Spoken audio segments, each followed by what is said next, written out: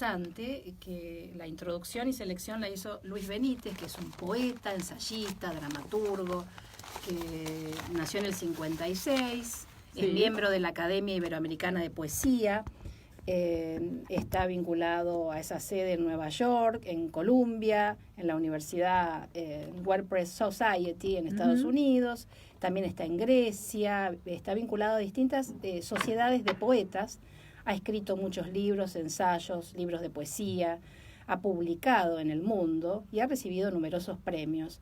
No es muy conocido y tiene más de 24 libros de poesía. A mí me interesó esta selección porque, si bien la antología tiene un recorrido a través del tiempo de la poética erótica occidental, desde sus orígenes conocidos hasta los contemporáneos, sí.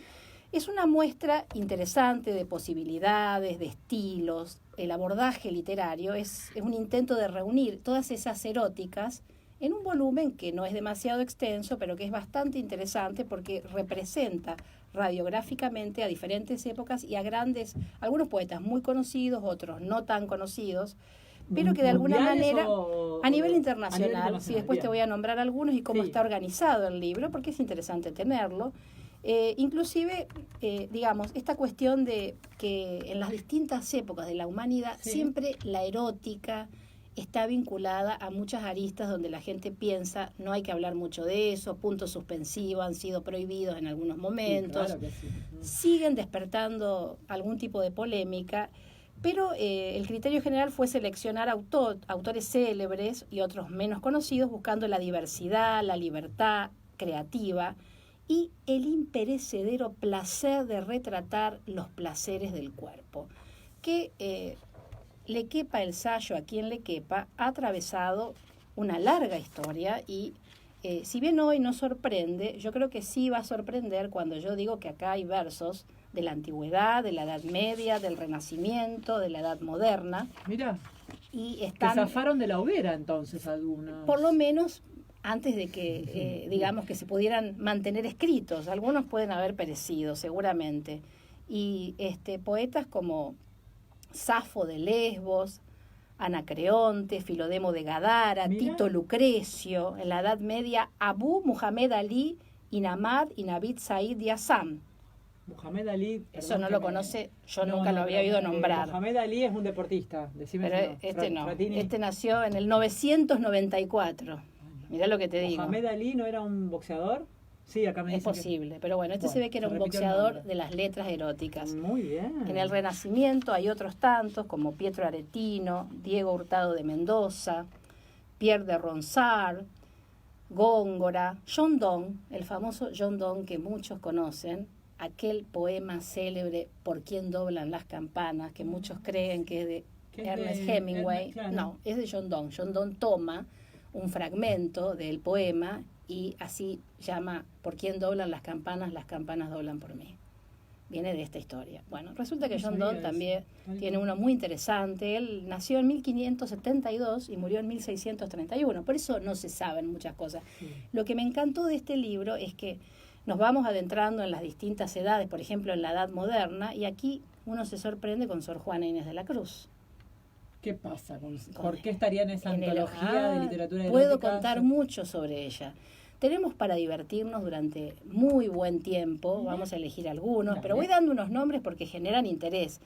Tenemos a Lawrence, a Agustini, a Pessoa, a Federico García Lorca, a Alfonsina Storni. Alfonsina Storni, esa te la creo más. Por ejemplo, Carta lírica a otra mujer.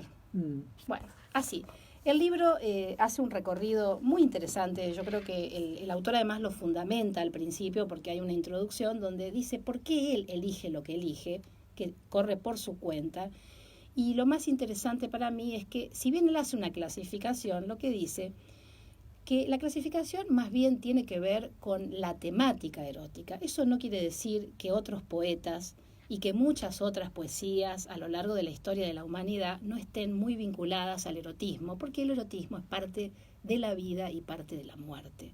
En esta relación intrínseca de las personas, de los seres, del deseo, que ya no tiene fronteras y que en este caso es interesante saber que en todas las épocas esto sucedió, que no es un patrimonio exclusivista de la contemporaneidad, en todas las épocas, en toda la historia de la humanidad, hay registros de los canales inusuales, azarosos, incluso desprevenidos del deseo y el amor. Cuando el dios Eros te poseía. Entre otras cosas. Bueno, ¿querés leerte alguno? ¿O Bueno, no se puede? Se puede leer todo. Voy a leer uno que es muy conocido por todos y que voy a leer un fragmento, pero seguro que la gente empieza a notarlo. Y se llama La casada infiel de García Lorca. Ese es un tema, bueno, sucede que la hora de la siesta es un territorio de límites y de bordes. Por y sobre favor. todo cuando llueve sobre Rosario tranquilamente, con algunas luces fuertes de los rayos y unos ruidos tremendos de los truenos. Que los hoteles, alojamientos explotan y esas cosas. Y yo digo que anuncian tempestades. Te escucho. Dale. Y que yo me la llevé al río creyendo que era mozuela, pero tenía marido. Fue la noche de Santiago y casi por compromiso se apagaron los faroles y se encendieron los grillos. En las últimas esquinas toqué sus pechos dormidos y se me abrieron de pronto como ramos de jacintos. El almidón de su enagua me sonaba en el oído como una pieza de seda rasgada por 10 cuchillos. Sin luz de plata en sus copas, los árboles han crecido y un horizonte de perros ladra muy lejos del río. Pasadas las zarzamoras, los juncos y los espinos, bajo su mata de pelo, hice un hoyo sobre el limo. Yo me quité la corbata, ella se quitó el vestido. Yo el cinturón con revólver, ella sus 4 corpiños. 4. Ni nardos, ni caracolas, tiene el cutis tan fino, ni los cristales con luna relumbran con ese brillo. Sus muslos se me escapan como peces sorprendidos, la mitad llenos de lumbre, la mitad llenos de frío. Aquella noche corrí el mejor de los caminos, montado en potra de nácar, sin bridas y sin estribos. No quiero decir por hombre las cosas que ella me dijo. La luz del entendimiento me hace ser muy comedido. Sucia de besos y arena, yo me la llevé del río. Con el aire se batían las espadas de los lirios. Me porté como quien soy, como un gitano legítimo. Le regalé un costurero grande, de raso pajizo, y no quise enamorarme, porque teniendo marido me dijo que era mozuela cuando la llevaba al río. Es buenísimo ese poema. ¿Cuánto hacía que no lo repasaba? Maravilloso, me parece lindo. Erótico, romántico, sensual. Claro que sí. Y para nada soez, como algunos otros pueden serlo. Me gusta eso de elegir no enamorarme. Elegir no enamorarme. ¿Se puede elegir no enamorarse, Patri? Y yo creo que a veces uno, de alguna manera, se construye una suerte de muralla. No estoy tan segura. A veces uno se queda con eso para siempre instalado. Sucede que a veces la muralla puede derribarse. Se derriba. Creo más en la figura de Cupido que te atraviesa con su flecha y si te tienes que enamorar, te vas a enamorar. Eso de elegir. No sé, acá, hola Mauro. ¿Qué dicen? ¿Cómo les va? ¿Cómo estás? Bien, bien. ¿Ustedes? En tu salsa ahora, ¿no? ¿Estás escuchando literatura erótica? Sí, ¿Te estoy escuchando. No soy el único que está en su salsa, todos. No me metas a mí solo. No, pero bueno, sos el que acaba de entrar al estudio. Sí, justo, no era la palabra justa para utilizar. Podemos saber. ¿Vos sos de los que eligen enamorarse o no enamorarse? No, ¿y cómo vas a elegir eso? No. Acabamos de leer Está el bien. poema de García Lorca donde él dice elegí no enamorarme, porque la moza estaba casada. Sí, es preferible no enamorarse directamente. Es preferible. Entre paréntesis, García Lorca, uno de los motivos por los que es asesinado es porque era homosexual. Exacto. Y, Sí. y bueno, Sí, pero en definitiva es que, bueno, el prejuicio está a pensar que alguien, porque tenga una elección sexual, no le puede escribir al amor heterosexual, al amor de los otros, al amor en toda su dimensión, porque en definitiva el amor para mí no tiene límites. Si alguien se enamora, a veces, uno dice muchas veces que te toca una historia familiar.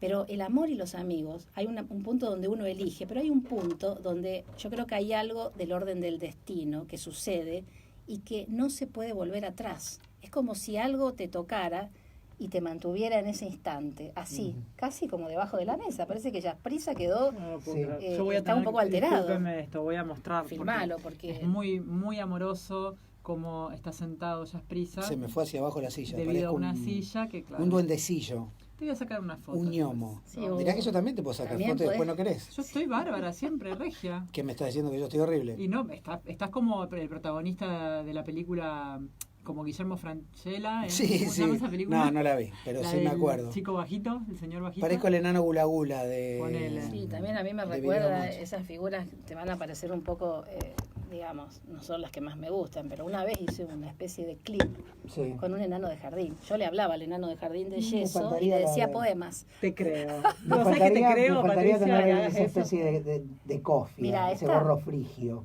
Está en YouTube, se llama 9 cuentos a la hora de la siesta y lo filmamos con un gran director de cine que es Federico Radge y con Darío Ares, que hizo el arte del video, y alumnos míos graban sus textos y bueno, yo los presento con un enano de jardín. El enano no te contestó en ningún momento. Bueno, no sé. El tema es que obvio, todo depende de la ficción que se genere. Pero bueno, la gente también imagina cosas. A veces los silencios son respuestas. Sí. No se trata de usar siempre la palabra. Qué fea gestualidad la que hizo. Cuando estaba haciendo esa presentación, ¿estaba cometida? No, era una siesta tranquila, debajo de una parra. Debajo de una parra, veraniego. Veraniego, lindo. sí. Qué lindo. Qué lindo lo que tenés puesto hoy, Patricia. Siempre nos... Sí. Tengo una camisa de hombre de Senegal. Es una camisa masculina. ¿Ves? ¿En serio? Sí, es masculina. No saben. Africana. Voy a escribir un momentito. Toda Senegalés. Florida parece el segmento de Carlota Romoli. No la nombres, a ver si aparece. Toda Florida la camisa de una tela que se nota que es algodón, muy linda, puro algodón. Pero muy buena calidad. De muy buena calidad, sí, tal cual. Me encanta, así que es de varón, mira. Es de varón, sí, el collar no es femenino y es antiguo, es como una camisola y tiene bolsillos muy grandes acá. También. Entonces es muy cómoda para transportarse por la ciudad de Rosario cuando llueve y protegerse. Alguna que otra cosa de la lluvia. Bueno, a mí me agarró un remolino y caramba. Twitter te agarró directamente. Caramba, el remolinito que me agarró. Sí. Bueno. Y acá tenemos otro gran personaje muy conocido, pero no por este poema, que es Walt Whitman. Ay, me encanta. ¿Canto a mí mismo? No. Soy Walt Whitman. No. Soy un universo. No.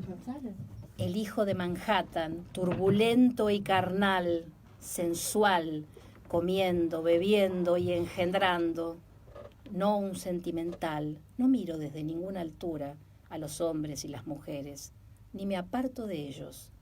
No soy más púdico que impúdico. Quítense las cerraduras de las puertas, arránquense las mismas puertas de sus marcos. Quien humilla a otro me humilla a mí, y todo lo que hace o dice torna finalmente a mí. La inspiración fluye y fluye de mí, me atraviesan la corriente y el índice, expreso la contraseña primigenia, hago la señal de la democracia. Nada voy a aceptar, eso lo juro.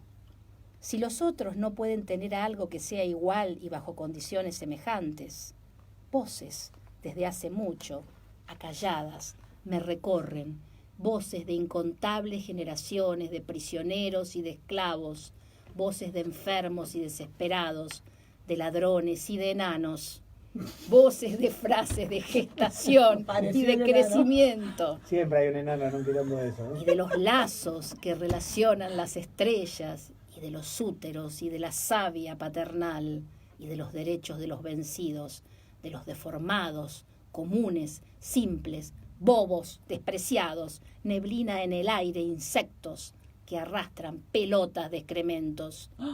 Voces interdictas me atraviesan, voces de sexo y de lujuria, escondidas voces cuyas veladuras corro, voces impúdicas que yo purifico y transformo. No me cubro los labios con la mano, con igual cortesía me dirijo a los intestinos como a la cabeza y el corazón.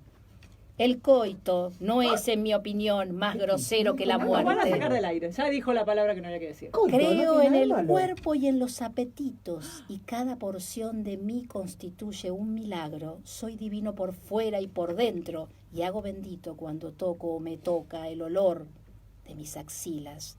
Es más bello que la oración. Mi cabeza vale más que los templos, las Biblias y el conjunto de los credos. Walt Whitman nació en West Hills, Nueva York, el 31 de mayo de 1819. Pero no tenía ese texto tan, no sé si es Está erótico, es escrito. medio chancho ese texto. Y bueno, el erotismo tiene esos carriles. Tiene cosas justamente. de olores también. Tiene Sí. cosas de olores y lo No que a da, vos... Hablás, que esto es radio, dejá.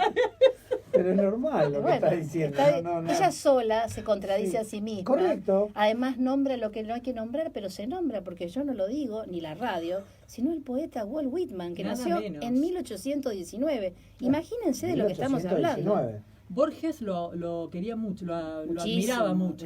Ha marcado generaciones enteras. Sí. Casi todo el mundo conoce el canto de mí mismo y bla, bla, bla. Y se han hecho obras de teatro. Y en Rosario ha habido, bueno, uno que me acuerdo que la hizo infinitas veces fue Héctor Barreiro. Mira. Que tenía Borges como... era Walt Whitman y de los argentinos Macedonio. También, También, Macedonio Macedonio Fernández. Fernández. Sí. Como ven, el primer poema que leímos tiene una cosa todavía cuidada y como con un espíritu de época, que Sí. si bien tiene transgresiones, está cuidado de en el Federico lenguaje. García Lorca. Sí, Este ya está escribiendo desde el medio de la orgía. me desde las parece. vísceras. Desde Yo las creo que es vísceras. mucho más Claro. visceral. Claro. No sé si ¿Qué? es Nombró desde la mucha orgía. gente, mucha gente. Está bien, en un está mismo haciendo una episodio. descripción. No. Sí, nombró estaba en un enano, lo dijo Sí, Walt Whitman, bueno, no lo dije pero yo. si vamos a hablar sobre la orgía puntualmente, tendríamos que comunicarnos a los Estados Unidos de América y hablar con un experimentado en ese A tema, ver con qué va a salir Patricia ahora. como No lo sé. es el señor Charlie Sheen. Two and a Half Men, mi serie de Charlie cabecera. Sheen, que él dice que para que se convierta en una orgía como corresponde, tiene que haber más de 6 personas, porque ahí se cumple, El trencito. en realidad se cumple con los estatutos, con los cánones oficiales de lo que comprende una orgía.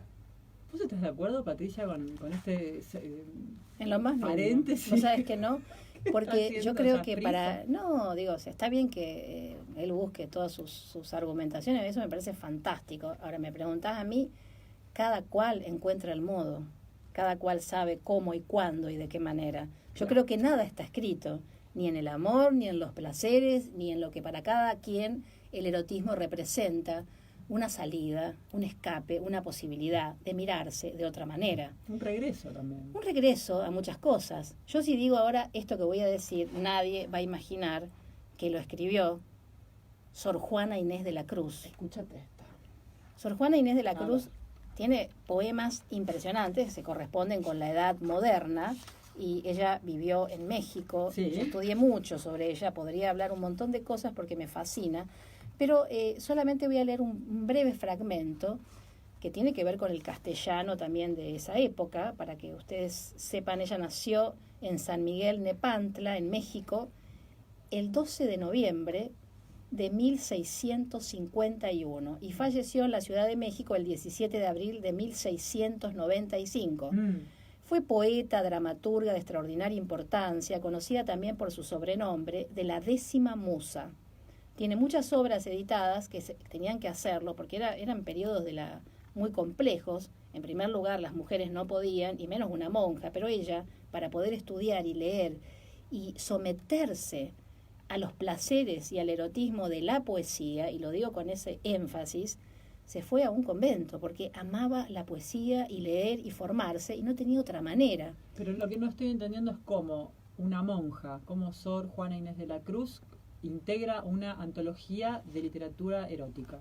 Ella no la integra. Ella fue elegida eventualmente por alguien que decide encontrar en sus En ese poemas texto, ese erotismo. A ver, vamos a escuchar. Pero yo te puedo contar otras cosas de ¿Qué? ella que están comprobadas. Cogióme sin prevención. Empiezo así y ya veo las caras. Pero esas son caras de no conocer el castellano antiguo. Me Claro, extraña, por correcto, favor. Correcto. Cogióme sin prevención, amor astuto y tirano.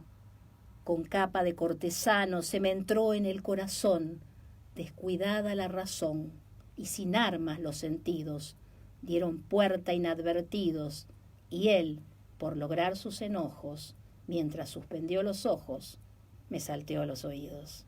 Disfrazado entró y mañoso, mas ya que dentro se vio, del paladión salió, de aquel disfraz engañoso, y con ánimo furioso, tomando las armas luego, se descubrió astuto, griego, que irás brotando, y furores, matando los defensores, puso a toda el alma fuego. Pará, ¿esto es un soneto? Esto es un soneto. Ay, y es muy largo. ¿Ustedes se dan cuenta cómo sé yo de literatura?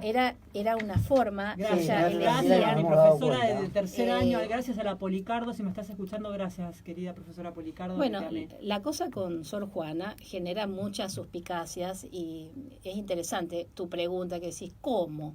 En realidad, yo creo que la condición humana ha llevado a muchas personas a encontrar un camino posible Sí. ante muchas circunstancias de imposibilidad. Ella no tenía con qué educarse y en ese momento era muy difícil para una mujer, vuelvo a repetir su fecha de nacimiento, 1651. O sea, en México, en San Miguel Nepantla. Entonces ella, las razones por las que decide, además porque te educaban en la fe religiosa, pero ella por sobre todo para poder leer, había acceso a la literatura en los conventos. Entonces ella va, yo creo fervientemente, que más por el amor y por su fe en la poesía y la literatura que la fe en Dios. A tal punto es que ella logra favores especiales de la virreina, que era la única persona que la visitaba en sus aposentos, exactamente porque era un lugar de clausura y ella recibía la visita rigurosa. Y es muy interesante. Hay una serie que yo recomiendo, que está en Netflix y es una coproducción mexicana, española, muy buena, que se llama Sor Juana. Y está basada en la vida de Sor Juana, así como puedo recomendar el mejor de los ensayos que se escribió sobre ella, Sor Juana y las trampas de la fe, de mi adorado Octavio Paz. Lo tengo. Bueno, este es un buen momento bueno para leerlo. es muy bueno, Lo tengo es en la biblioteca. denso, es más, yo recuerdo haber leído cuánto tiempo le costó a Octavio Paz escribir acerca de Sor Juana, porque se había escrito mucho sobre ella.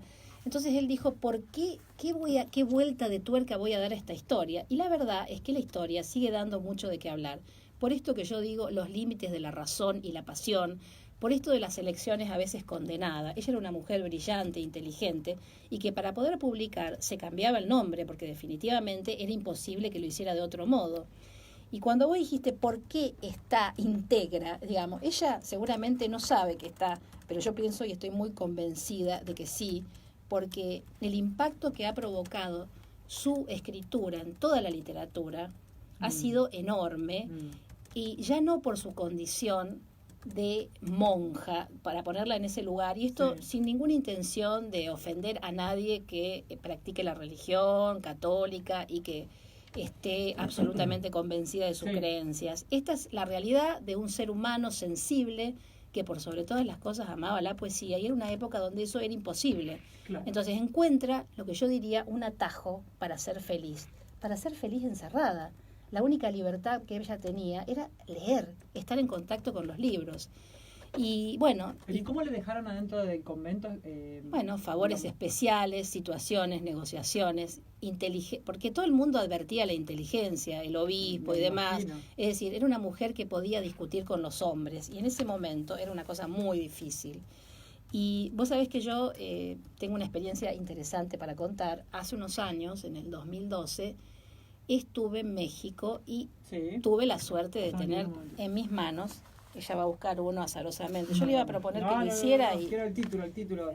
Perdona, Luis Benítez, ahí va. Dale. Luis Benítez. Ya habíamos visto uno en particular que podrías leer. Sí, termino esta anécdota de Sor Juana. Tuve en mis manos la calaca de Sor Juana, Inés de la Cruz. Te lo dije en mexicana. Su calavera. Mirá lo que te digo. ¿Cómo? Bueno, porque yo estuve reunida con un equipo de arqueólogos en el CIMBESTAB en México, y a propósito de mi interés por la literatura, me invitaron a un trabajo que ellos estuvieron haciendo. Recuperaron los restos de Sor Juana Inés para hacer unas modificaciones arquitectónicas donde ella estaba enterrada, que es el convento de las Jerónimas, que actualmente funciona, una universidad muy importante en México. Así que yo estuve reunida con el equipo que hizo las excavaciones, que estuvieron a cargo del profesor Arturo Romano, que a los 2 años falleció, yo estuve entrevistándolo a él, y además a todos los equipos que trabajaron incluso haciendo el ADN de Sor Juana, que puede ser otro tema, y tengo algunos escritos a propósito de esas experiencias. Mirá qué interesante. Pero sigue dando de qué hablar, porque entonces ahora ¿qué pasaba? Que la familia se disputaba a dónde enterrar sus restos, porque hay una cuestión con los orígenes de quién es su padre, que aparentemente es un militar español, por eso se la conoce también como Juana de Asbaje. Claro. Entonces había una Juana línea... Inés. Exacto, pero una línea que reclamaba que volvieran a esos lugares, bueno, un lugar donde ella había nacido, otro que se quedara en México, etcétera. Pero en torno a todo esto sigue habiendo misterio, a tal punto que el equipo de arqueólogos, para resolver estas incógnitas que se resolvieron y que salieron a la luz, no solamente convocaron a expertos, sino que convocaron a artistas y cantantes al mundo del teatro y del arte y de la música. Digamos, yo voy para conocer el equipo. Ellos, quiero decir, convocaron para entender la dimensión de lo que estamos hablando, que tiene un poco que ver con la pregunta que vos hiciste, ¿cómo es posible? Sor Juana sigue generando expectativas de todo tipo al día de hoy. Y estamos en 2018 y se siguen haciendo obras de teatro en torno a su vida, a sus polémicas, a las relaciones homosexuales, a las relaciones permitidas adentro de un convento. Es decir, claro, pero también estamos hablando de que en su momento fue una niña prodigio. Efectivamente, era a los brillante. 3 años empezó a leer y a escribir. Sola, absolutamente. Y la primera loa a los 8. Es verdad. Mira lo que está, mira, o sea, acaba de sorprendernos Mauro, cosa que me encanta. Pero bueno, lo que dice una persona que sabe mucho. es cierto, es cierto, tal cual. Pero entonces, a ver, tengo que encontrar una doble intencionalidad cuando dijiste como más pausadamente que la reina visitaba el aposento de Sor Juana adentro del convento. ¿Estaríamos blasfemando o estamos dando un dato histórico? Estamos dando un dato histórico y estamos hablando del amor de 2 mujeres, en todo caso incomprendidas, en un momento en que el mundo miraba diferente este tipo de relaciones, pero que actualmente no tiene nada que ver con algo que no fuera posible, y en todo caso parte de las elecciones, por eso digo, de estos límites y bordes del erotismo humano, que siempre nos pueden llevar por canales sinuosos, por caminos engañosos, pero yo creo que una de las mejores cuestiones para despabilarnos es sacarnos los prejuicios. Por supuesto que sí. Patricia, se nos ha terminado el tiempo, pero me encantaría que vuelvas la semana que viene con este mismo librito, porque debe haber muchísimos más. Sí, Mauro está interesado. Vimos unos cuantos que yo le pedí puntualmente que leyéramos eso, pero yo sé que vos me estás censurando al aire. Voy a dar 2 nombres muy interesantes, Pietro Aretino y otro, Paul Verlaine. 2 conocidísimos, son muy fuertes los poemas, pero esta línea no es la línea que se conoce con mayor asiduidad, pero bueno, estamos en un espacio para pensar y que para cada día mejor la gente aprenda a mirar el mundo de otro modo, sin paños, sin fisuras. La semana que viene, claro que sí, seguimos entonces con este mismo texto, pero para la semana que viene. Mil gracias, Patri Guaranta, como siempre. Vamos a una breve tanda y ya estamos de regreso para hablar de arte contemporáneo. Está Richard Hernández y están sus invitadas, así que no se vayan, quédense acá. De lunes a viernes de 13:30.